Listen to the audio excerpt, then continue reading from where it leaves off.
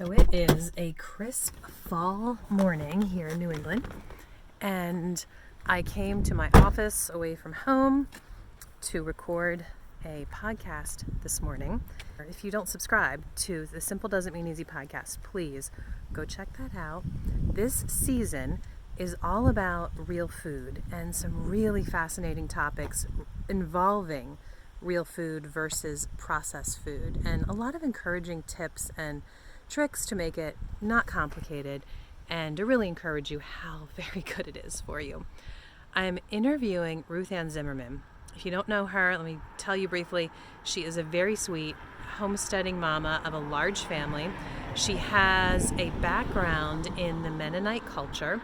She knows a lot about real food, and she's offering us some great tips today. But anyway, join me in my office. We're going to sit down and we are going to talk about real food, and I hope you find this episode really encouraging. I don't usually put my podcast interviews on YouTube, but I have put some on here, and you know what? Leave a comment. Let me know which way you prefer. If you prefer to have this video element, or if you just want to listen, and that's fine too, but let me know what you prefer. Anyway, let's dive in.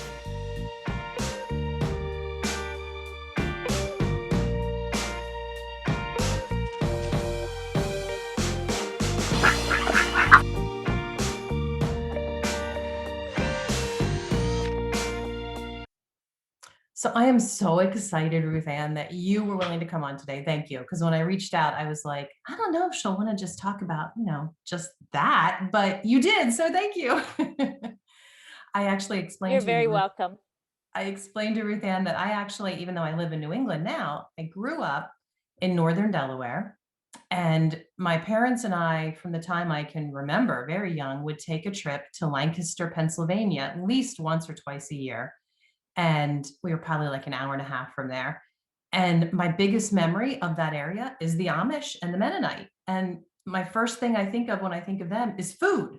I mean, you think of the shoe fly pie and you think of the chicken and dumplings. I mean, there was a whole restaurant. I don't remember what it was called now. My mom would be like, I can't believe you don't remember the name of that restaurant. But the whole restaurant was Mennonite food. And it was this giant table, a few giant tables that everybody would sit at, and they'd bring out the giant bowls of all the food. And so I was just hoping you'd be willing to come on and talk with us just about this tradition of food with the Mennonite, and just how amazing this food is, and give us some tips about it all. And when I met you, my first thing that I remember noticing about you was your Mennonite background that you had shared about. So as soon as I heard that, I have images of chicken and dumplings running through my head. And, I'm thinking about the handmade quilts that would be hanging on all the porches we'd go by and on the lines. And then old blue mason jars, because my mom would go to these barn sales of the different Mennonite farms. And that would be the first thing she would make a beehive for, any old mason jars she could find. So I think of that too. But when I knew I was doing this season in the podcast all about real food, I was so glad that you were game to come on the podcast. So, we can chat about Scrapple or apple butter or pickled eggs or whatever you want to talk about. But before we dive in, if you could just tell us some about you and your Mennonite background.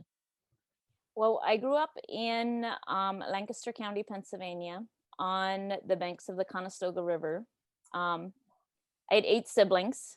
5 of those siblings are sisters. So most of my memories surround, of course, the food, but most of my memories are with my band of sisters, like swimming in the river. The older I get, the less I remember of maybe our squabbles and our hard times, and the more I see my childhood as this real idyllic, swimming, running wild kind of childhood. So then when we left the Mennonite culture, we left the religion in 2007. I was 27. My husband was 28 years old. We had 2 little girls, and we got saved, and God called us out of the Mennonites into a more modern church. And it took a while for me to start seeing that it wasn't a religion as much that we had left as it was a culture. And I Mm, started, having culture shock. mm, Um, and food was one of those things that so I had never tasted guacamole until we left the Mennonite church. I had never tasted spinach and artichoke dip. So the first couple years, I had never had Mexican food just mm, because it wasn't part of our culture. Food right. is so much part of your culture that when you're in such a tight knit community, you just don't branch outside of your cultural comfort foods. So the Mm, first couple years were spent experiencing all this new food and the new culture, and then gradually we came back to more of our comfort level of seeking what we were comfortable with, like the things that were our soul food, and the things that made us feel like we were at home, because we really mm, were lost outside of our culture. So we mm. kind of took a journey back, and that's kind of where we're at now, is preserving our culture that we grew up in for our children. Hmm. That's really interesting. So, do your kids have guacamole? Oh yeah, they love it. And one of my daughters makes the best guacamole. Yum. Okay, so you're giving them the best of both. They're getting obviously all these other Americanish and other cultural foods, but they really know their heritage and that food too. Yes, but when it comes to my husband, like you can just tell that he wasn't exposed to a different way of eating in his childhood. So he is still meat and potatoes, very, very Ah. German, where my children are more like, I have some children that don't really like potatoes. Hmm. And I tell them that's not very German of you at all to not like potatoes. So your husband is probably, you might say, more of a picky eater, would you say? um, yes, he doesn't like he's not real picky. He just really knows his food. He Okay. likes his food a certain way. Okay. Because I struggle with Bill that people, when they look at him, he's this big burly guy. He's a hardworking mechanic. Like, of course, he eats whatever I put in front of him. No, he's the pickiest member of our family. And it kind of Yeah. drives me crazy. But you're Right. right. It's also that he knows what he likes, and that's the way he likes it, period. Yeah. Um, so I feel like maybe I should explain for people who don't know that the Pennsylvania Dutch are descendants of the early German speaking immigrants that came to our country back in like the 1700s and the 1800s, and they planted themselves right there in the Lancaster, Pennsylvania area for the most part, right? And then they ventured out from there. But I thought that was interesting you mentioned that, because I know people do think of it as a religion, and I really like the way you describe that, but it's really a society and a culture, even more so than the religion. But I know that a lot of the traditions of the Pennsylvania Dutch come back to food and farming. And I think that's just a wonderful tradition to fall back on. And it's like, it's the true comfort food. Do you agree? Yes, I agree. It's those foods, and even my older daughters, now that they are adults and they don't eat every meal at my table, they have some foods that they're like, "Oh, this tastes like my childhood," and mom, can you Mm, make this? And I think that's what it is for all of us. It's just the remembrance of somebody cooking something for us and cooking it in love. And I think that's where my love of baking pies comes from, because I have very, very fond memories of sitting at the table and just watching my mom make mm, pies. And she loved to make pies. And I felt that love was, yeah. somehow transferred in the food. And baking pies, it's just one of my favorite things because of the memories that surround it. And that's what, in my opinion, makes food a comfort food, or makes it a cultural food. Mhm. Um, just because I personally don't like making pies, I feel like I should say, um, you don't even have to necessarily love doing what you're doing in the kitchen. I feel like as a mom, you shouldn't have a negative attitude, of course, but like, I'll give an example. In previous episode in this season, I talked about how my dad would often mention his memory of his mom. And like the biggest thing he would come back to was his mom making bread. And I know pretty much, I'm pretty sure that it wasn't something she ever went, oh, I love making bread, you know? It was just a daily grind for her. Every other day, my dad says she would make all the bread for the 2 days ahead. And even though it probably wasn't something she was singing a happy song and dancing around the kitchen while she was making it, it was still connecting the family. And he was sitting there watching her, and he talked about watching her hands knead it, and he talked about going to get her more flour when she needed it. So just that communal idea of bringing the family together. So if there's somebody listening who's like, I don't do real food and I'm not really sure how to, I just want to encourage you. It's not something you have to even love. Just pick one thing and start learning. Just do a little bit, and you might be surprised how the family starts gathering in the kitchen. Do you agree? I agree. And I would add that it becomes when a child is bored enough to take an interest in what you're doing and you do it often enough, that's Mhm. where the memories really take root. So in your mother-in-law's case, she was baking bread every other day, so it became a comforting memory because it was so often repeated. And even though she may not have been smiling every time she did it, the family became to they started to expect that she would be there, she would do the same thing. Good And point. a routine like that is what makes the memories, what cements them in their comfortable little cocoon, is because the person that God put in place to take care of us, they are dependable. You can Yes. depend that they're going to do the same thing. And as children, we're drawn to that dependability. Yeah, good point. And add to that just the sensory idea, the way he would talk about watching her hands. And I'm sure the smells, all the senses are involved when you're making food too. So there's no way to not have memories, I feel like. Yeah, and just the focus of a child, because I was never conscious of watching my mom's hands make the pies, but to this day I can close my eyes and picture her hands making the pies. Mm, It's just that mm, focus when we're in that developmental stage of learning, that when something is repeated over and over, it becomes part of our memory. It's cemented into our mind. yeah, that's such a good point. You're making me like so happy just thinking about it. So, And then that's where cultural food gets its roots. It's the things that are in our memories, what made us feel good, what mm, made us feel comfortable, made us feel loved and accepted. And yeah, then you have a whole culture of food. yeah, yeah. So what are some of your family's favorite foods that come from the Mennonite tradition? Well, pies Mhm. and scrapple, Mm, which it's hard to was hard to find here in Iowa until the Mennonite community grew bigger, and they had their own butchers from the East Coast that knew how to make scrapple for the Mennonites. okay. Um, Okay, you need to explain it, right? Because I know a lot of people don't know Scrapple. And okay, I'll be honest, I do not like Scrapple. I'll just say it. But I could be, had never learned to prepare it right. So maybe you can give us a clue yes, on that too. you didn't sit around the table every morning eating scrapple with your family Mhm, before you went off to school. So mhm. I don't blame you. No, I think I was eating Frankenberry or whatever that cereal was called. That horrible pink. Oh, yeah. The stuff that hurts your mouth. Yeah.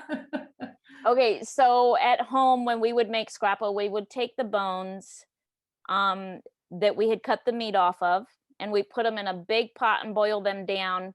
And then the marrow and the trimmings that we didn't get off the bones, we would pick that all off the bones when the meat was soft. Mhm, So then you grind that meat, mhm. and then there's salt and pepper and cornmeal and flour, wheat flour, and you mix that all together, and then you pour it into like these bread pans, and it gets solid, where you can slice it as it cools. Mhm. And then for breakfast you just fry it in the pan. Okay. And some Now, people add organ meats in, the organ meats that they don't like to eat, mhm, just prepared alone, they'll add that into the scrapple to grind that up. okay. And because they're adding the flour and the seasoning, you're not going to notice the slight off taste, I guess, of these organs. I think so. And when I started reading about where did Scrapple really originate from, it said the early German immigrants, they didn't want to waste any part of their animals.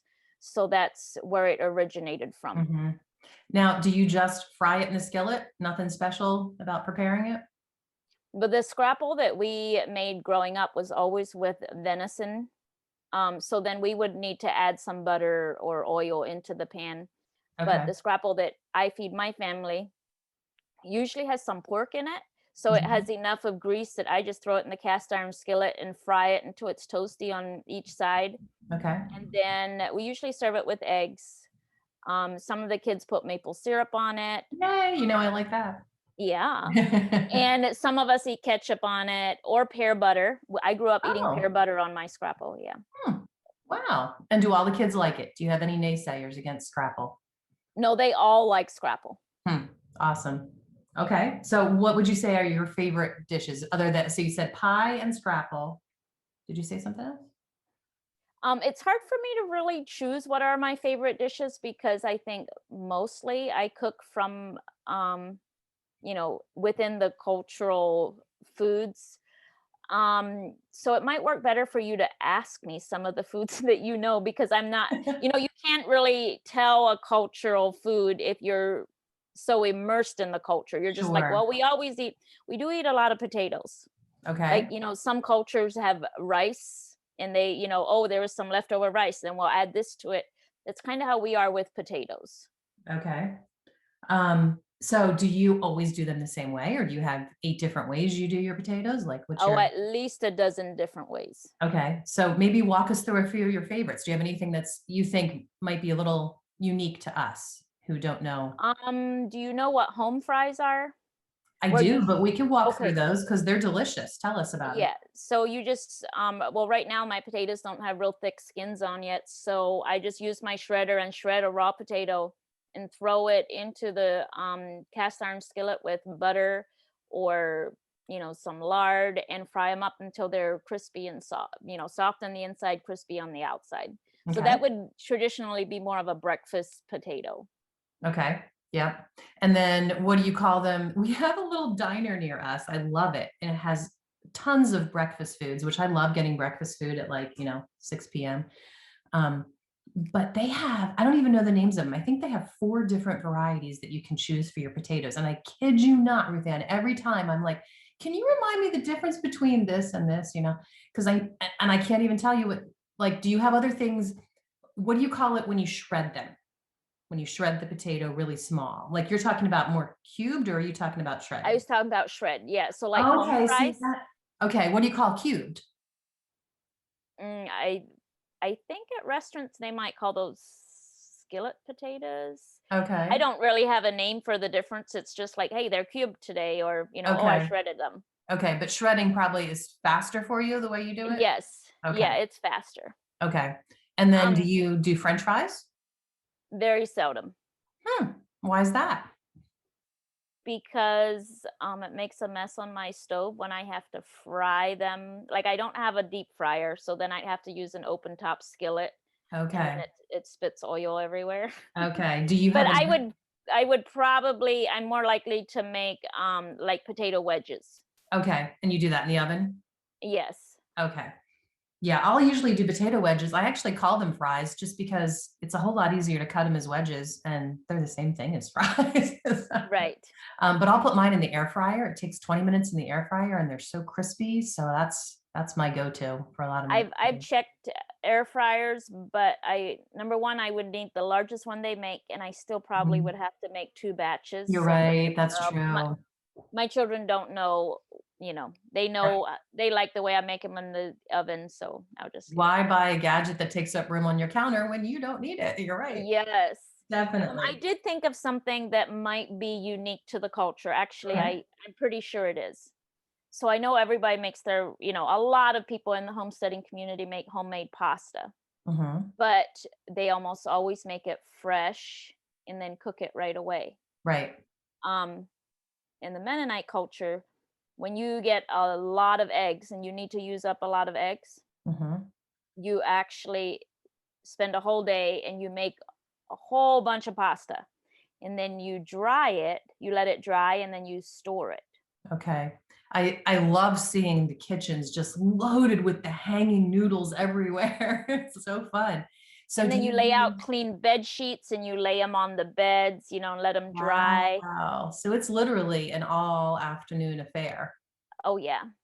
That's awesome. Now, do you do anything special to store them, and how long will they last when they're dry? We usually just put them in plastic bags, and if they're dry, they don't get moldy. But I do remember my mom, after a couple months, she would say, "Okay, let's put these in the freezer now." Okay. So she would put them in the freezer, but they're real fragile. They break real easy. Oh, yeah. So they do take special storing. Is there anything special to look for to know they're thoroughly dried? Um, I'd have to ask my mom, but I think the thinner ones are easier to know they're dry, and they're real, like when you break them, you'll know because they'll have that real crisp break. And you can probably maybe see inside if it is a thick one and it's not quite dry when you break it, it probably looks a lighter color inside or something. Yeah, definitely the color is different when they're dry. Okay.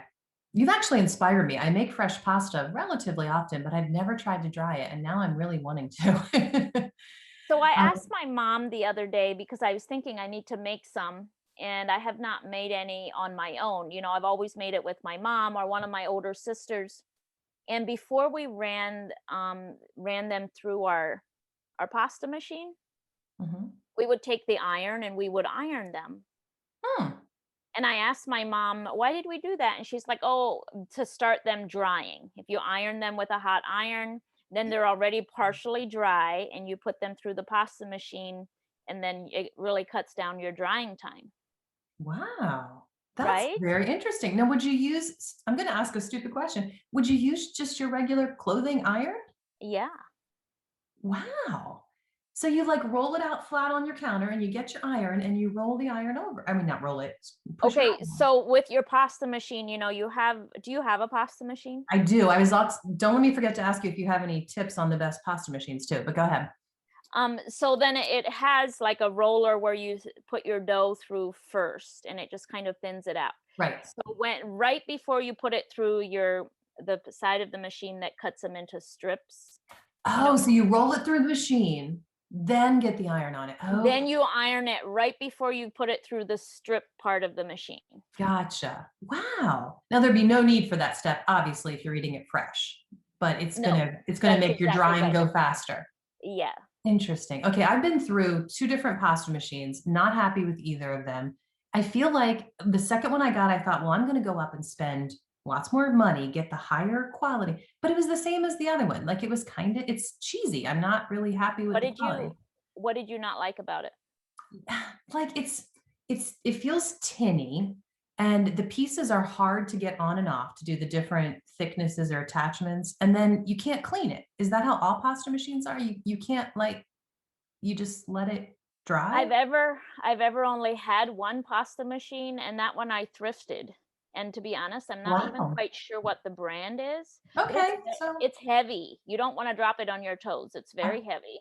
interesting. And, you don't actually have different parts to put on it. Like, there's this little knob that you just put by your different sizes, and Okay, then you turn it. The only thing that okay. I don't really like about it is the handle comes out real easy.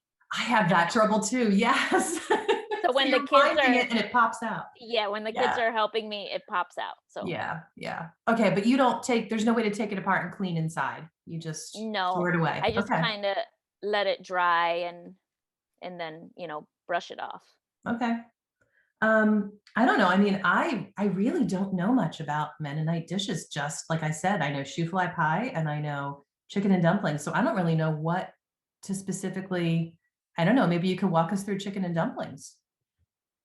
Well, when we make chicken and dumplings, it's just the homemade pasta. It's more like a chicken noodle soup in our family. Like, we just use the homemade pasta, the chicken, um, things like that. We add corn to it, which I know is not very common, Hmm. but I Okay. think it was a way to just, stretch the dish, make it go farther. Right. Okay. What? I'm trying to think another. Oh, you had mentioned pickled eggs. Mhm. In our family, we would take our pickled red beets, Mhm. and then we would put our hard-boiled eggs into the red beet brine, and then we had red beet eggs. Okay. And But they tasted pickled. okay. So that was a way of preserving them. That was just a special dish we made. Okay. And I do believe that we canned the pickled beets mostly for that reason. I think we all liked the, red beet eggs, we called them, Hmm. more than we liked the pickled beets. Hmm. Okay. That makes sense, I guess. Okay, walk me through what is shoe fly pie? I'm just gonna ask because I'll be honest, I don't like it. I think it's an odd taste, but I know it's very popular. My parents loved it. What's in shoe fly pie?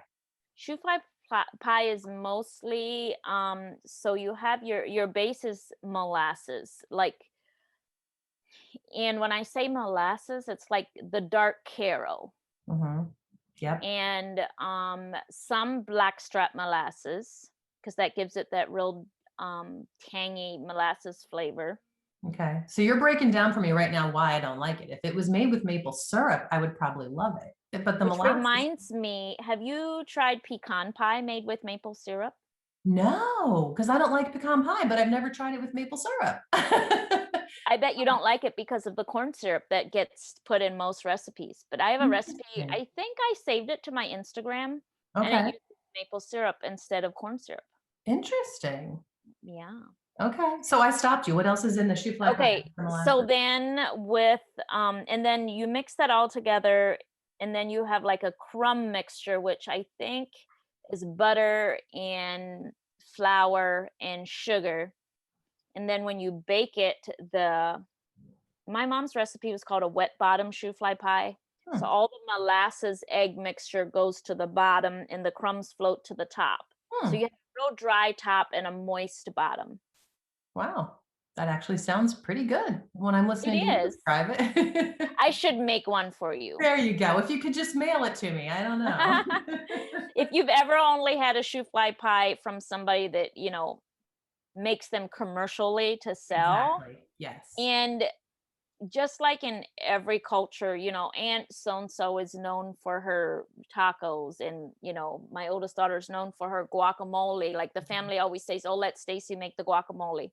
Not all shoe fly pies are created equal. Yeah.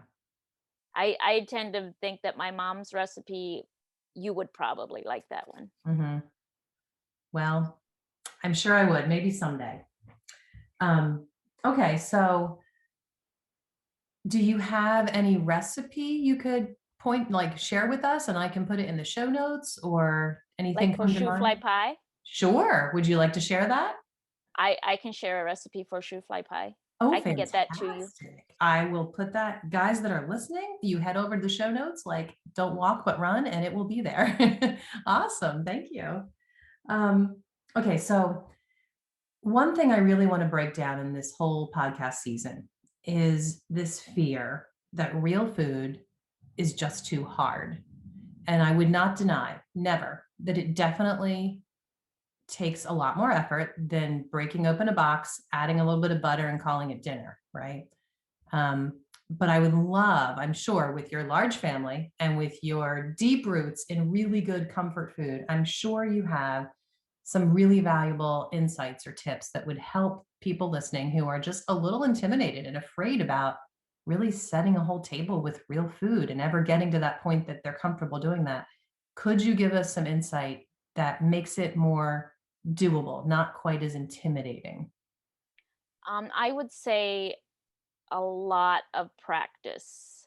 Um, to me, cooking from a box actually takes more time because I have to stop and read the instructions. Interesting. And I didn't grow up that way. Like my mom, she had recipes if we wanted them, but she always was in the kitchen. She hovered over us and she'd say, "Oh, and okay, it needs a little bit of this or add a little bit of Mm. that." So I I want to cook meet your mom. I just love I cook from my cuff. So when I have to stop and read instructions, it. it Mm, really, really slows me down. mhm. So I would say to people, choose a couple dishes and then do them until you don't even have to stop and think. Like it's Mhm. just second nature. Are you making like poor man's steak or Salisbury steak? You know, do it until you know that a little bit of flour and water mixed together is going to make this gravy thicker, and then stick your finger in and taste it. We tend to overthink our time in the kitchen. Mhm. Um, I don't use a recipe unless my Instagram followers ask me for a recipe. Then I have to write down what I put in. And then it's really hard sometimes, right? Because Yes, so yeah, that's you're why not I paying have attention. different highlights. I have highlights for things we eat where I just freestyle it. Mhm. And then I have highlights for recipes where people want to know exact amounts. But for me, like I freestyle my way around the kitchen. So, sometimes my children will say, "Mom, do you remember this one dish that you made?" I'm like, "No, I don't." They're like, "It was really good." And then, I have this little memory of, "Oh yeah, I was really short on time and it really was just leftovers that I put together, and but there's Mhm. no recipe for it. I don't know if I can recreate it." And that's Um really the only negative to the way you do food, right? That sometimes there's this big hit that even when you try, you can't quite repeat it. I have that problem that yeah. I'm like, "Guys, I'm sorry. I don't know what I did, but it's not happening again." Right. And I think that's the biggest thing that I would tell people is just get in your kitchen and start experimenting. It doesn't have to be perfect. Mhm. And soups is a great way to start, and you'll learn to know what goes with what and what your family, likes, what seasonings they like, and then make it your own. Maybe find a recipe that inspires you, but make it your own. It needs to be your own, Yeah. and then you're able to do it, freestyle it, and it doesn't take brain space. Yes, definitely, and it's so good, and you can even then share it with others. I have a few recipes like that. I only have a few. You probably have 48, but I have a few that I can just sit down with a friend and tell them exactly how to work through it and how to make it, and that it's a nice thing to be able to do, and those are usually the recipes that I fall back on those nights that, "Oh, I haven't thought about dinner." Well, I'll quickly whip Yeah, together the really easy thing, right? because you need something that's in your mind, something that, so then as you start cooking from scratch, you'll add to your recipe book in your mind, and you'll start rotating through those. And then every once in a while you'll, add something new or try a new recipe, but then you make it your own, and then you have this rotating recipe book. And that's when you become comfortable cooking from scratch, is when you're Mhm. cooking from your recipes in your head.